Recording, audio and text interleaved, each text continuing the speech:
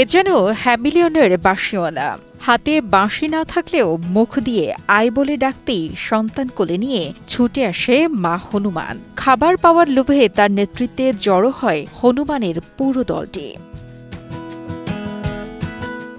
এই দলে মা ও শিশু হনুমানের পাশাপাশি রয়েছে আরও বিভিন্ন বয়সী হনুমান।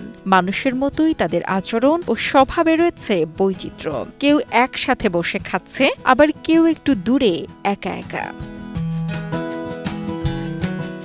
নাজমুলের ডাকে এভাবেই হনুমান ছুটে আসার দৃশ্য ঝিনাইদহের মহেশপুর উপজেলার ভারতীয় সীমান্তবর্তী ভবনগর গ্রামের, যেখানে সর্বত্রই চোখে পড়ে বিরল প্রজাতির এই কালোমুখ হনুমান, যারা আপন মনে ঘুরে বেড়াচ্ছে যেখানে সেখানে। বিরল প্রজাতির এসব হনুমান দেখতে প্রতিদিনই দূর দূরান্ত থেকে আসেন দর্শনার্থীরা। শিশু থেকে বড় সবাই মুগ্ধ এই দৃশ্যে। জন্মের পর থেকে দেখছি যে এই গ্রামে ওরা থাকে। ওরা যখন খাবার দাবার না পায় তখন আমাদের বাড়িঘর বা আবাদ ঘাট খুব ক্ষয়ক্ষতি করে। অনেকে ক্ষতি করে, সিম, কলা, বেগুন, এই যে অনেকেই আম, সবই ক্ষতি করে। এই যদি খাবার, যদি পর্যাপ্ত খাবার যদি কেউ দিত খুবই ভালো হতো। একসময় এই হনুমানের খাবার সংকট না থাকলেও বর্তমানে বাগান ও গাছপালা কেটে ফেলায় খাবার সংকটে পড়তে হচ্ছে তাদের। আর এ কারণে হনুমানগুলো ঢুকে পড়ছে লোকালয়ে, আবার কিছু চলে গেছে অন্য এলাকায়। তবে ক্ষুধার যন্ত্রণায় হনুমান কখনো কখনো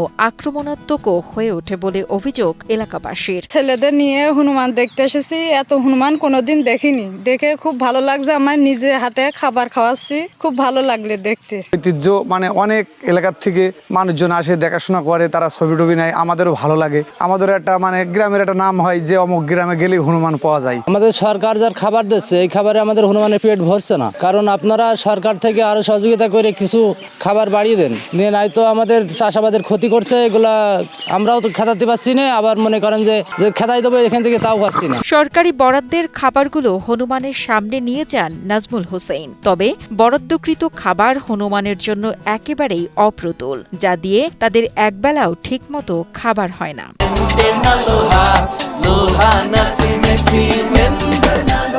অবশ্য একবেলা খাবারও যদি পেট ভরে এই হনুমানগুলোকে দিতে পারি। এই হনুমানগুলো আগে একটা দলে বসবাস করত, এখন কিন্তু এদের বন জঙ্গল কমে যাওয়ায় বিভিন্ন দলে বিভক্ত হয়ে হনুমানগুলো বিচ্ছিন্ন হয়ে আসছে 5টা থেকে 6টি দলে। কোনো দলে 30টা, কোনো দলে 20টা, কোনো দলে আরও বেশি, এরকম সংখ্যায় এরা বিস্তার করেছে। আরেকটা বিষয়, আমাদের পার্শ্ববর্তী দেশ ইন্ডিয়া থেকে কিছু হনুমান আসছে।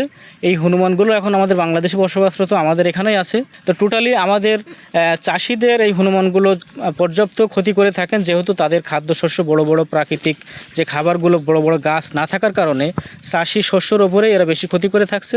আমি ঊর্ধ্বতন কর্তৃপক্ষকে বলতে চাই, আপনারা যদি একটু এই হনুমানগুলোর দিকে আর একটু খেয়াল রাখতেন, এদের যদি একবেলা হলেও পেট ভরে খাবার দিতে পারতাম, তাহলে হনুমানগুলো ভালো থাকতো। স্থানীয় বন বিভাগের কর্মকর্তার দাবি, হনুমানের জন্য প্রতিদিনই সরকারিভাবে খাবারের ব্যবস্থা রাখা হয়েছে। তাদের নিয়ম করে খাবার দেওয়া হয়। প্রতিদিন 15 কেজি রুটি, 2 কেজি করে কলা, 2 কেজি বাদাম এবং 2 কেজি ফ্রুটস দিয়ে প্রতিদিনের খাদ্য খাওয়ানো হয়, যার ফলে হনুমানগুলি অত্র এলাকার কৃষি ফসলের তেমন কোনো ক্ষতি সাধন করে না। তবে এলাকায় অনেক মানুষের অভিযোগ আছে এগুলো তাদেরকে ক্ষতি করে এবং এখান থেকে এদেরকে বিতাড়িত করা যায় কিনা।